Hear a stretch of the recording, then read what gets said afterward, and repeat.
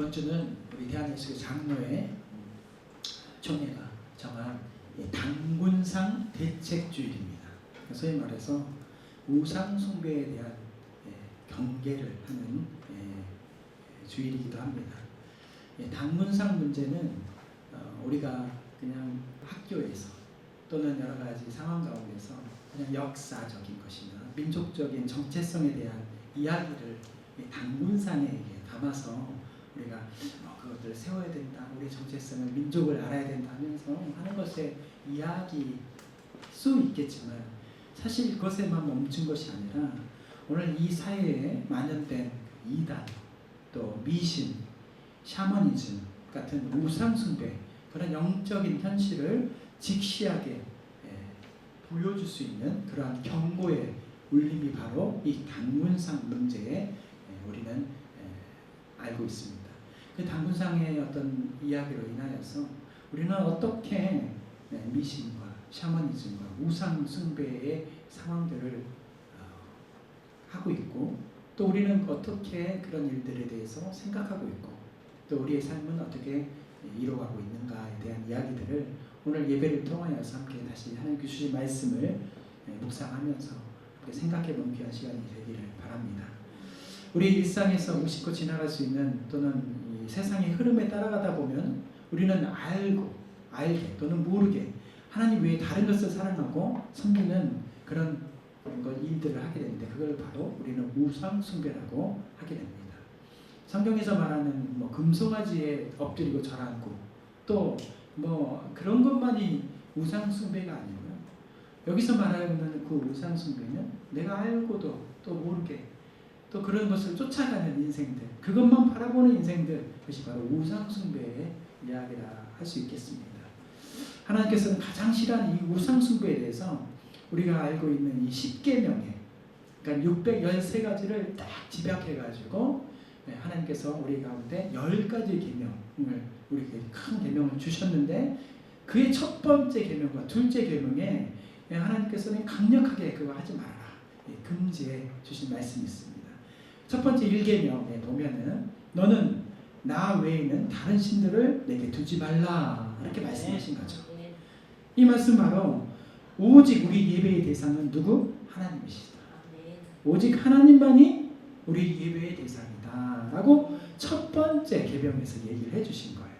그리고 두 번째 계명에 이어서 뭐라고 말씀하셨냐면, 너를 위하여 새긴 우상을 만들지 말고, 또 위로 하늘에 있는 것이나 아래로 땅에 있는 것이나 땅 아래 물속에 있는 것에 어떤 형상도가 중요하죠. 어떤 형상도 만들지 말며 그것들에게 절하지 말며 그것들을 섬기지 말라라고 하나님께서 경고하셨습니다.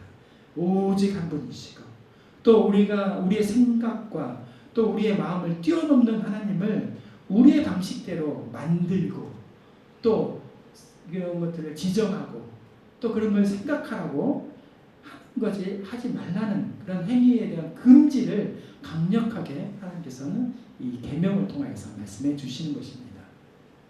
하지만 우리는 살아가면서 눈에 보이는 형상뿐만 아니라 눈에 보이지 않는 이런 마음속의 우상을 너무나 쉽게 만들어내기도 합니다.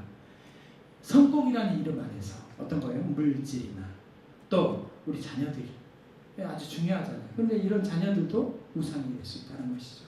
명예, 또 심지어 자기의 의지나 주장까지도 하나님보다도 더 사랑하고 그것을 의지하는 순간 그것들이 다 우리 안에 무엇이 된다? 우상이 된다는 것입니다. 믿음 있는 우리가 지금 가장 사랑해야 될 대상이 너무나 쉽게 하나님 외의 것으로 금세 정해버리고, 우리가 그것을 쫓느라고 하나님과의 관계를 끊어버리고 단절시켜버리는 그런 행위들이 얼마나 우리의 삶 속에 많이 있는지 한번 생각해 봐야 된다는 것을 이 말씀을 통해서, 오늘 특별히 주시는 본문을 통하여서 이야기하는 것이죠. 우리 일상 속에서 무심코 따라가는 모든 것이 우리도 모르게 하나님 외에 다른 것을 섬기는 우상 숭배의 죄로 이어질 수 있다는 사실을 우리는 잊지 말아야 될 줄 믿습니다. 이런 경각심, 영적 경각심, 단군상이 중요한 게 아니죠. 그렇지만 이 주의를 정한 이 의미가 있기 때문에 이 주일날 다시 한번 우리 영적 경각심을 가지면서 오늘 특별히 주시는 말씀, 예수님을 모른다고 3번이나 부인했던 그 제자 베드로, 그에게 하신 예수님의 질문이 뭐예요? 내가 나를 사랑하느냐? 네가 나를 사랑하느냐라고 말씀하신 그 질문을 오늘 우리에게 주신다는 거예요. 어떻게? 너희는 나를 사랑하느냐? 하나님께서 우리 가운데 질문해 주신 것입니다. 우리는 이 질문을 통하여서 지금 내가 가장 사랑하는 것이 무엇인가를 깨닫고 우리의 사랑이 오직 예수님 한 분께로만 향하기를 원합니다. 그렇게 되시는 주의 인생들 다 되기를 바랍니다. 우리의 사랑이 오직 예수님께 향할 때 이 땅에서의 우리의 사랑이 완전해지기 때문에 우리는 오늘 우리의 고백을 주님, 내가 주님을 사랑합니다 라고 고백할 수 있어야 될 줄 믿습니다. 특별히 오늘 본문은 베드로의 그 아픈 실패도 말씀해 주는 것이지만 그를 다시 세우려는 예수님의 깊은 사랑이 극명하게 나타나는 말씀이기도 합니다. 아픔과 예수님을 부인했던 그런 마음속에 이제는 나는 다 끝났구나. 참 나는 3년 동안 도대체 내가 무엇을 했는가에 대한 예수님을 이렇게 찬양하고 예수님만이 주는 그리스도여 살아계신 하나님이십니다라고 그렇게 고백했던 베드로의 그런 모습이 예수님 앞에 무너졌을 때 그렇게 낙심했던 그런 베드로를 다시 일으켜 주시려고 했던 예수님의 깊은 사랑, 그런 모습들이 오늘 말씀에 나오는데 그런 그 예수님을 배신했던 베드로였지만 그 상황 가운데서 예수님께서는 그 사랑이 변함이 없으셨다는 게 중요한 것이죠. 우리가 어떻게 살든 예수님은 여전히 동일하신 줄 믿습니다. 부활하신 예수님께서는 그 절망 속에서 다시 고기를 잡으러 갔던 그 베드로를 그냥 내버리지 않으시고 친히 찾아가셔서 베드로가 주님을 부인했던 그 횟수 3번 똑같이 네가 나를 사랑하느냐? 특별히 이름을 부르시면서 요한의 아들 시몬아 네가 나를 사랑하느냐라고 물으심으로 인하여서 그를 한 번도 아니고 2번, 3번 다 회복시켜 주시는 그 깊은 사랑의 말씀이 오늘 말씀입니다. 예수님의 그 처음 물으셨던 네가 나를 사랑하느냐라고 물으셨던 첫 번째와 2번째의 그 질문은 아가파오라는 우리가 소위 알고 있는 아가페, 신적인 사랑, 무조건적이고 십자가의 헌신적인 사랑, 그 사랑으로 나를 사랑할 수 있느냐라고 사실은 물으신 거예요. 그런 무조건적인 사랑을 물으셨는데 베드로는 자신을 너무 잘 알고 있었던 거거든요. 그래서 그런 인간적인 한계 속에서 첫 번째, 2번째 그런 계속 필레오 사랑, 인간적인 사랑, 우정이나 뜨거운 애착, 내가 주님을 인간적으로 내가 정말 내 모습을 다 해서 사랑합니다. 이 정도의 사랑. 그렇지만은 아가파오, 아가페 사랑은 이런 상황인 거예요. 그런데 그 상황 가운데서 주님께서 여전히 그런 고백, 필레오 사랑만 자기의 한계적인 연약한 사랑만 고집했던 말했던 그런 상황 가운데 예수님께서는 베드로에게 다시 놀랍게 3번째로 뭐라고 질문하셨냐면 필레오 사랑을 말씀하신 거예요.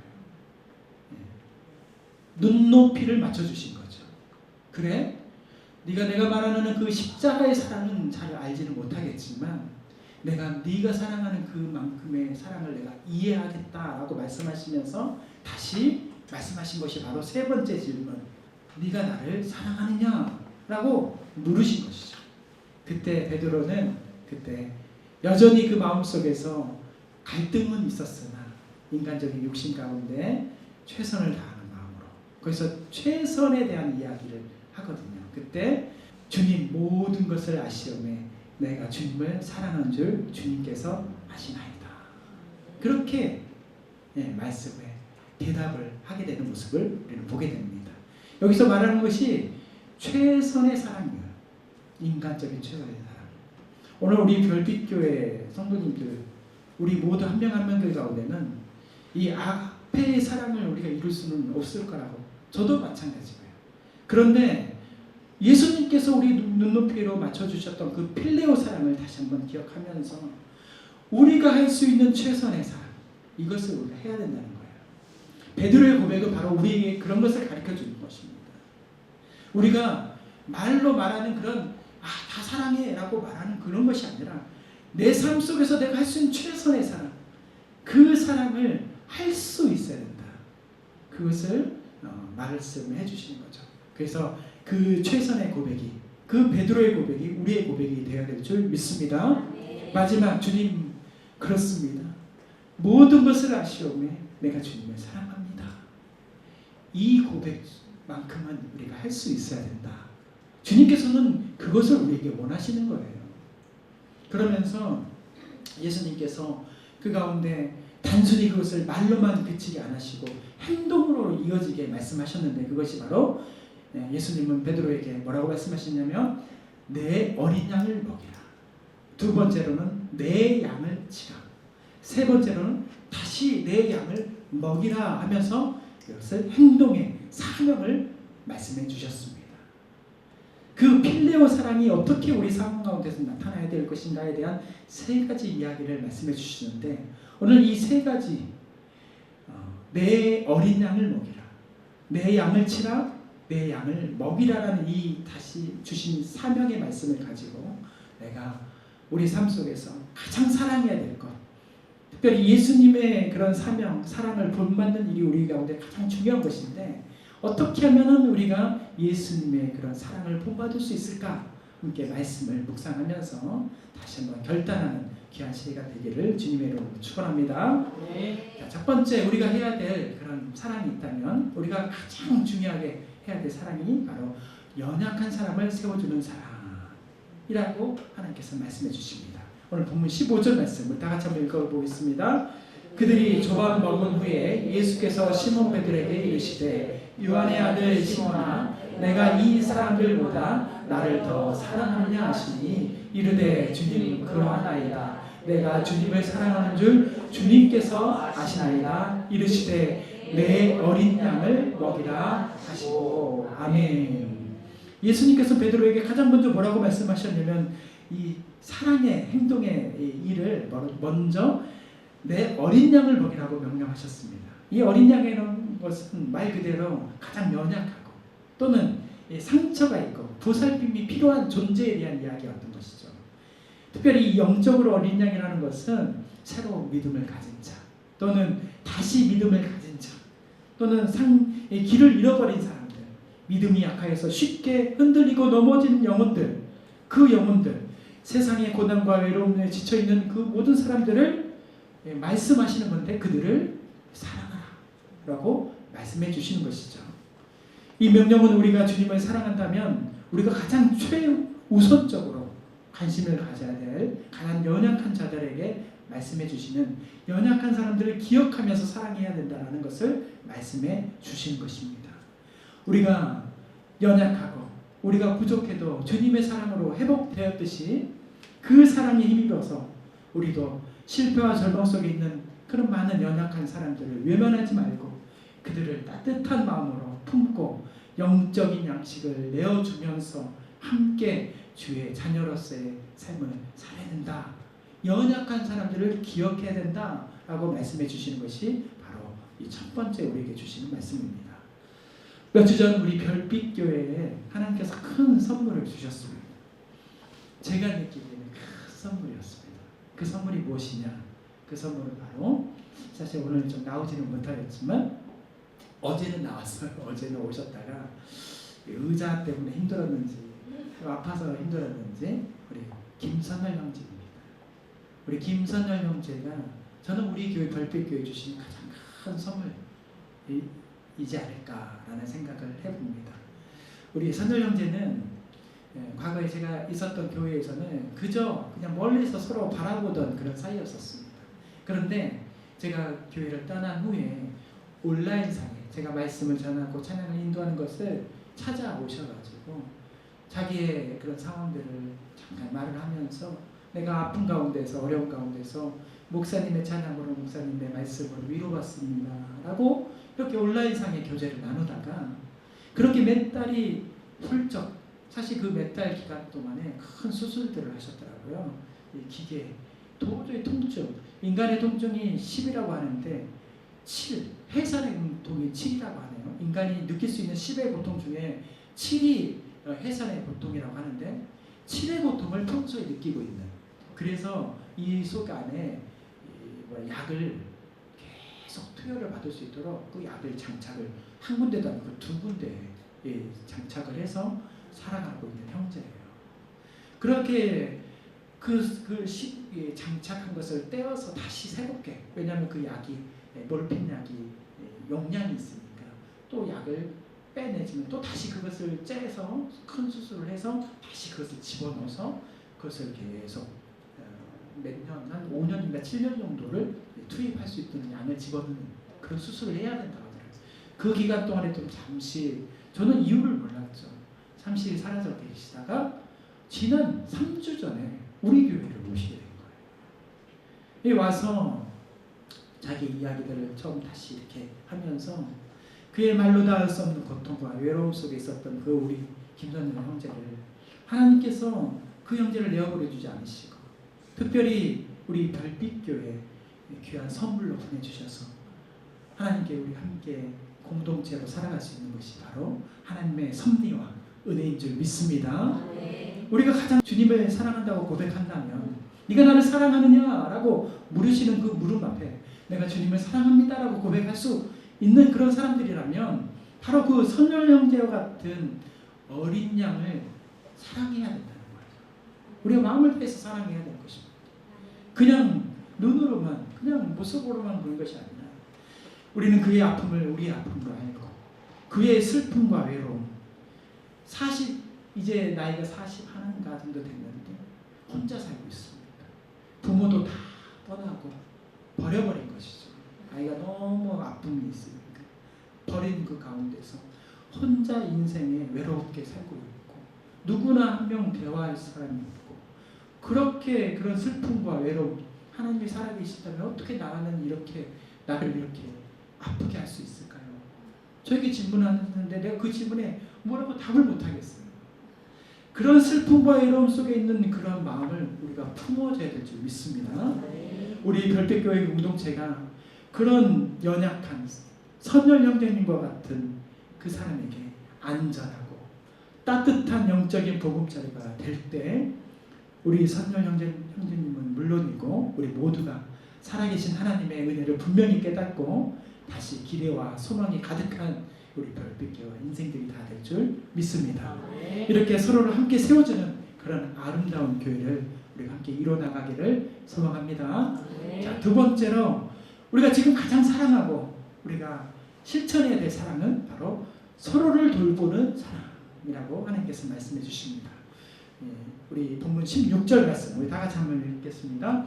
또 두 번째 이르시되 요한의 아들 시몬아 내가 나를 사랑하느냐 하시니 이르시되 주님 그러하나이다. 내가 주님을 사랑하는 줄 주님께서 아시나이다. 이르시되 내 양을 치라 하시고 아멘.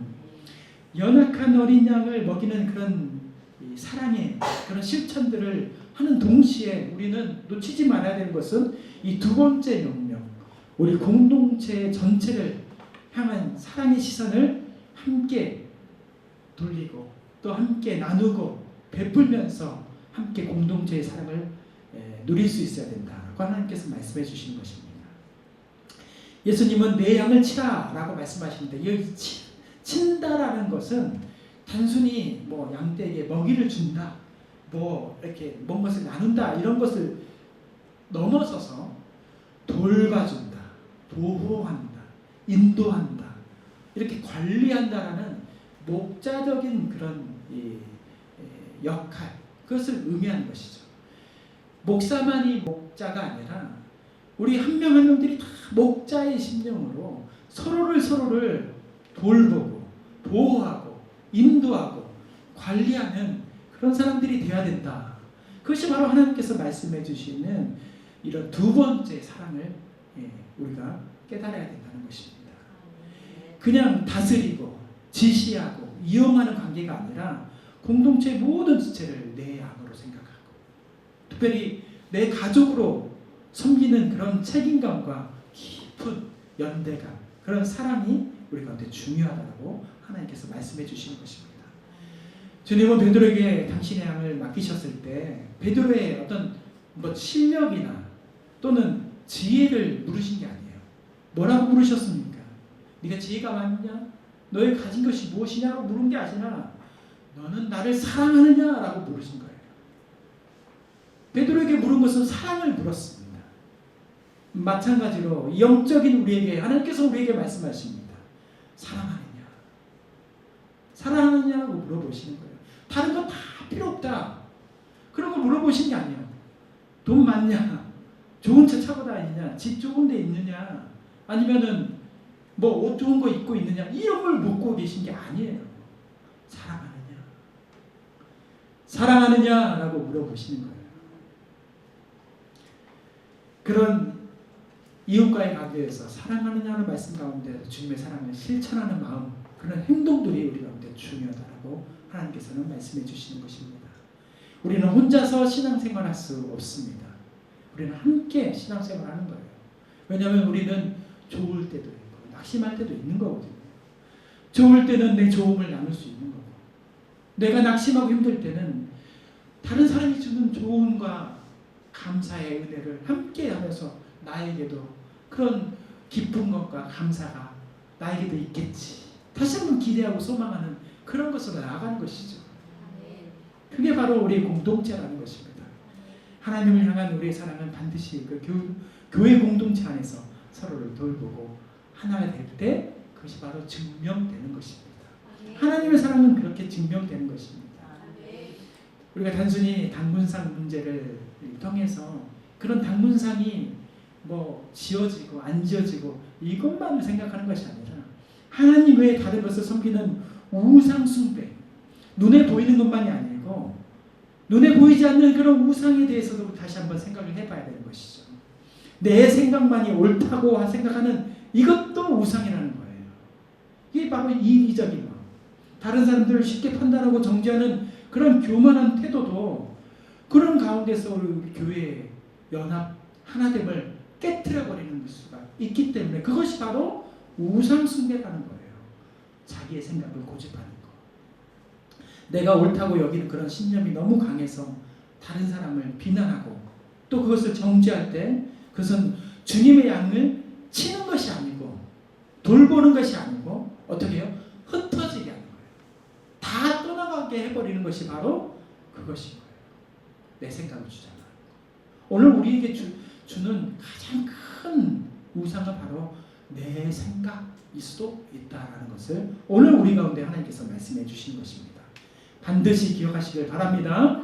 진정으로 주님을 사랑하는 공동체는 서로를 돌보고 품어주는 사랑, 그런 사랑, 하나 되는 사랑, 그런 이웃을 사랑하는 그런 사랑을 하나님께서는, 예수님께서 우리에게 가르쳐주고 계신 것입니다. 갈라디아서 6장 2절 말씀에 보면은 제가 한번 읽어보겠습니다. 너희가 짐을 서로 지라. 그리하여 그리스도의 법을 성취하라. 서로 지라라고 말씀해요. 너희가. 이 너희라고 말하는 것은 갈라디아 교인들을 향하여서 말씀하는 거예요. 세상 사람들에게 얘기하는 게 말씀하시는 게 아니에요. 예수님께서는 바로 너희, 우리를 향해서 말씀해요. 서로의 짐을 지라. 큰 짐이든 작은 짐이든 서로 질 때 큰 짐은 작아지는 것이고 작은 짐이어도 그것이 서로 사랑으로 나눠지는 것입니다. 예수님께서는 그렇게 우리를 신앙생활하라는 거예요. 스스로의 신앙생활을 잘하는 것이 아주 중요합니다. 그러나 스스로의 생활, 신앙생활만 잘하는 것, 그것만이 아니라 그것을 넘어서서 서로의 어려움을 나누고 격려하면서 믿음의 길을 함께 걸어가는 것, 이것이 바로 우리 예배, 별빛교회 공동체가 해야 될 사랑인 줄 믿습니다. 네. 마지막 세 번째로 우리가 가장 사랑하고 우리가 실천해야 될 사랑이 바로 영적 성숙을 계속 사모하는 것입니다. 영적 성숙을 계속 사모한다. 오늘 본문 17절 말씀 우리 같이 한번 읽어보겠습니다. 세 번째 이르시되 요한의 아들 시몬아 내가 나를 사랑하느냐 하시니 주께서 세 번째 내가 나를 사랑하느냐 하심으로 베드로가 근심하여 이르되 주님 모든 것을 아시오매 내가 주님을 사랑하는 줄을 주님께서 아시나이다. 예수께서 이르시되 내 양을 먹이라. 아멘. 자, 세 번째로 예수님께서는 첫 번째 말씀하셨던 이 어린 양을 빼시고 내 양을 먹이라라고 다시 말씀하십니다.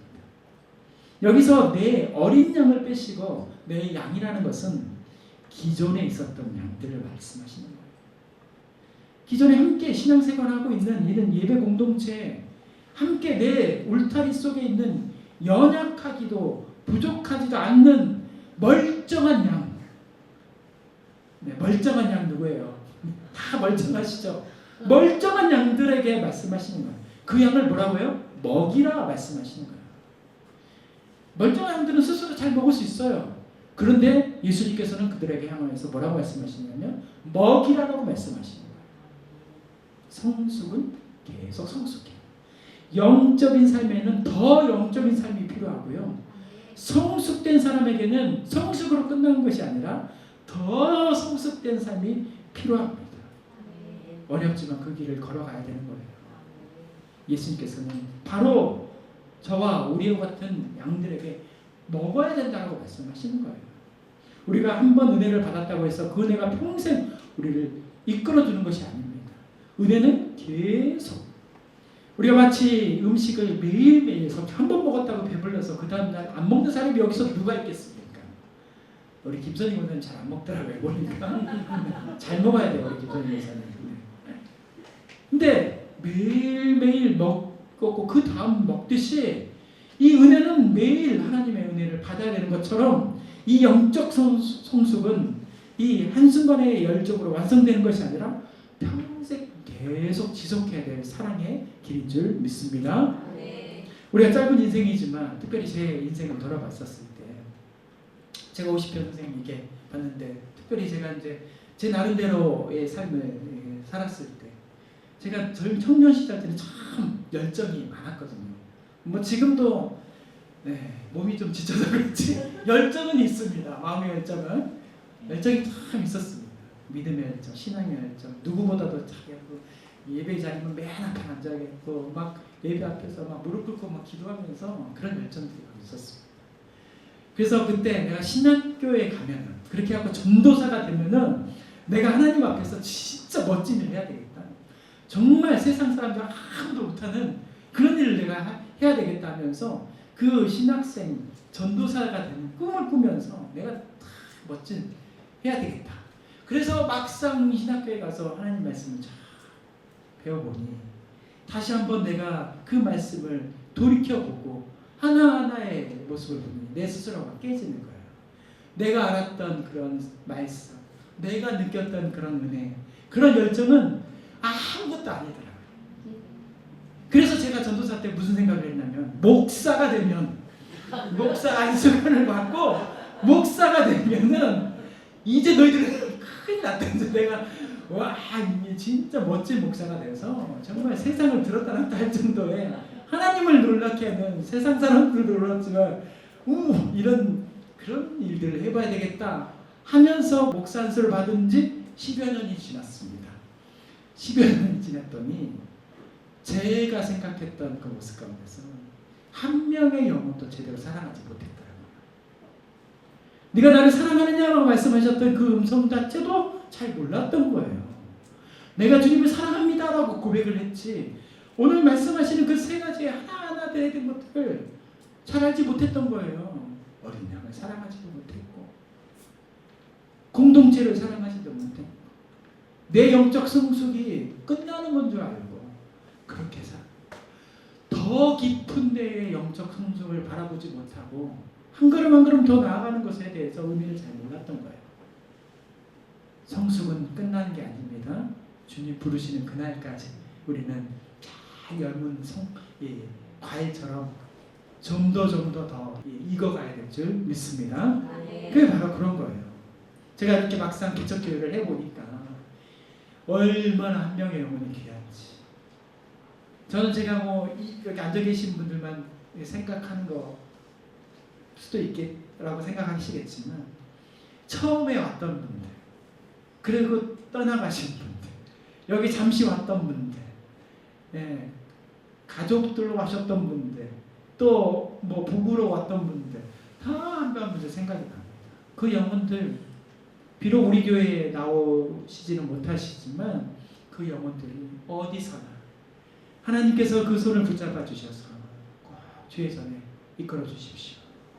오늘 우리 김한희 권사님도 그렇게 기도해 주셨듯이 뭐 우리가 구원을 이루는 것은 아닙니다.